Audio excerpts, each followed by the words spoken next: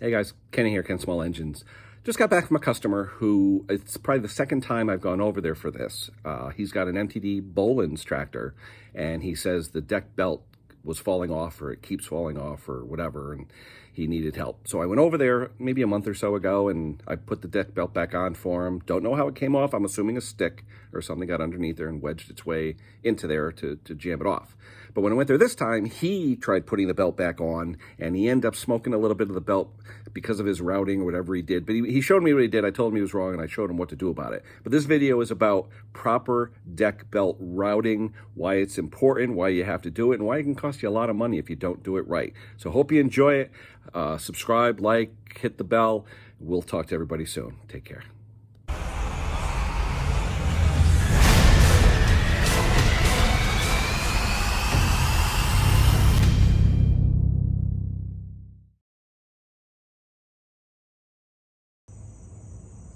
Hey guys, Kenny here, Ken Small Engines.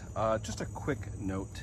When you're working with deck belts and decks, look at the diagram that's on the tractor that shows you how the belts go on, because all too often people will not look at that diagram. They'll put the belts on wrong and they'll smoke them. And what I'll do is I'm going to go inside and I'm going to draw you a couple of instances that happened to me over the last couple of days, and I'm going to show you what I mean. All right, guys, I'm going to do this graphically. I'm going to show you. The first deck I looked at today basically was a two-blade deck, and you had two spindles. You had the main engine pulley up here, and you had an idler right there, okay? And what this guy did was he took the belt, he came around the engine, he came around that first pulley, all right? He then had this, instead of this pulley going where it's supposed to go, he had this pulley going around the idler this way, actually around the idler this way, and then like this, and then back to the engine. So he had it looking like a V, okay? That's not gonna work. It would not ever have tension. It just wasn't gonna work. It's coming from the engine, around the pulley, idler, no, this way. No, that's not the way it's supposed to work. The way it's supposed to work, and I showed him, was you come around the engine, okay? It goes behind and attaches to both pulleys, goes behind the idler, and then back up to the engine, okay? So basically, that way, okay? Around the engine, around the back of both pulleys, boom. Now, on this deck was a little diagram on a sticker on the top of the deck, and I showed him, and he goes, oh, I didn't know what that was for. Anyway, by doing what this guy did before and had this belt going this way around this idler and back over, he couldn't get any tension on it. It wasn't moving at all, okay? Now there's a couple things that happen. He was lucky in that fact, because a lot of times what people do on this deck, there was a wire piece right here, like a piece of wire. But it was for the deck height adjustment or something like that. But anyway, if you aren't careful, you can put the belt behind this wire, and when you go to tension the belt, it's going to rub and melt your belt, okay? So make sure you use the diagrams that are on your deck, and if not, go online, get the factory manual to see what's going to happen, or see how it's supposed to happen and how you're supposed to hook it up. Another thing I find is people, when you have a deck, a lot of times you'll have a plastic cover or a metal cover covering the spindle, so you can't see the spindle, okay? And take these covers off. I recommend to people to run them without the covers so that they could clean them off after each use, because grass and dirt and mud build up under in there and it destroys the spindles. Anyway, those covers are there. Yeah, you don't want to get your feet in there or anything else, but I take them off periodically if even I run them, okay? When you have these covers on, usually you can't put the belt on with the covers on. You have to take them off. Definitely take them off and check, because what people do is you have brake pads, okay? In this case, you had a brake pad here and you had a brake pad up here, okay? When you engage the deck, all right, those pads fling away, okay, away from the pulley. What people do is they don't know about that, they don't put the deck in the on position with the PTO, and they put the belt over the brake pad.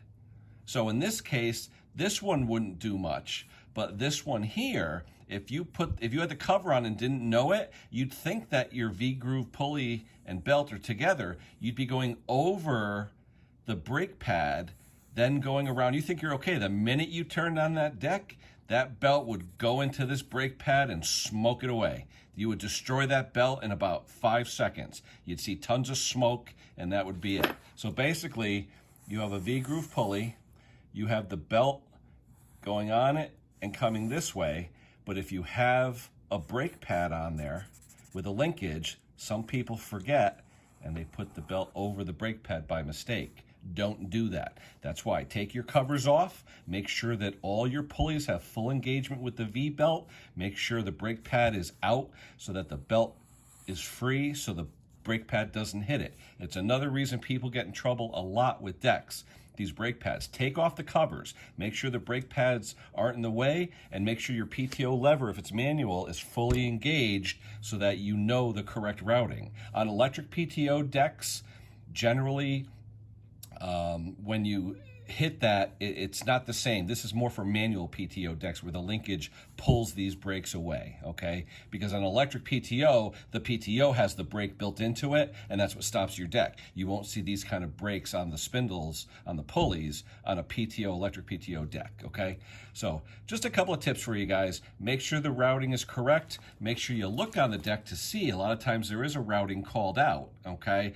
But the main thing is, if you don't have, and you've never put on a deck belt before, either ask someone who could help you or go online and find the service manual or even the owner manual for your particular machine, because a lot of times the owner's manual will show you the correct routing to put the deck belt on. You'll really thank yourself and thank me, because these belts, this one particular belt was $65 for this MTD Boland's tractor, and basically he ran it a couple of different configurations, I believe, and I don't know what he did. I mean, he had it on this configuration, which was wrong, but you could see the V portion of his belt was chewed up, so he didn't do it right. One more thing I want to say to you, on the idler pulleys, okay, and usually idler pulleys are flat pulleys. All right, you'll see they're usually, so cross-section is like this, okay? So that the belt itself can rest in between, and the V portion goes like this. Okay, that's called a flat idler. So the flat section goes against the idler of the pulley, okay?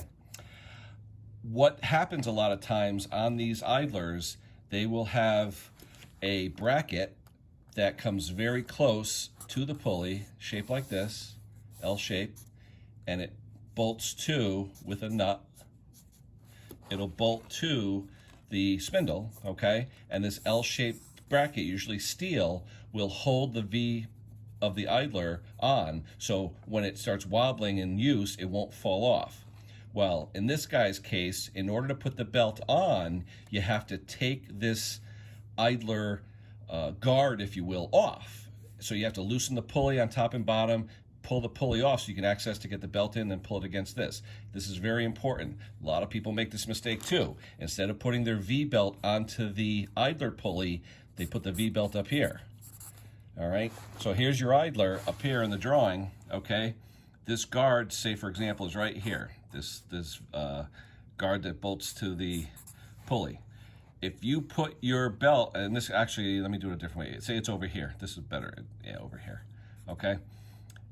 If you put that belt around the guard, it's gonna rub and smoke and you're gonna blow up the belt. So these belt guards are there for a reason. Make sure your pulley and your V-belt are in such a way that your V-groove is all the way into the pulley so that the guard will keep it from falling off, okay? I know these are crude drawings, but hopefully they helped you, everybody. And I just, if you have people that are working with decks and they have problems getting their deck belts on and they're always smoking them out, this guy actually had tree branches that were working their way into this thing. The pulley actually, even though this guard was over here on his pulley, the V-belt, even though it is routed correctly, it worked its way out of that pulley. even though the belt was around and inside this guard, it worked its way out. And you say, how the heck can it do that? Well, if there's a branch jammed underneath it, it'll act like a ramp and force the belt up. And going that fast, it'll just boom, it'll come right out of that pulley. So make sure your decks are clean. Make sure your yards are free of twigs and stuff like that and all that stuff. Make sure the routing is correct. The belts are in the right orientation. They don't hit the brake pads. They don't hit the guides that hold them in place. They don't hit any wires or anything that are in the back. Just make sure the routing is correct. And what I like to do is I will, with the engine off, I will pull the belt by hand slightly to make sure everything's moving freely and it's not rubbing. You will thank yourself, because the minute it rubs on something and you turn that engine on at 3,600 RPM, you're going to smoke a $65 belt. All right, guys and gals, I hope this helped you. You got any questions, let me know in the comments. I'll be glad to answer them. I hope it helps. Sorry for the drawings, but it was the easiest way for me to show you. All right, guys, that's it for me now. We'll talk to you soon.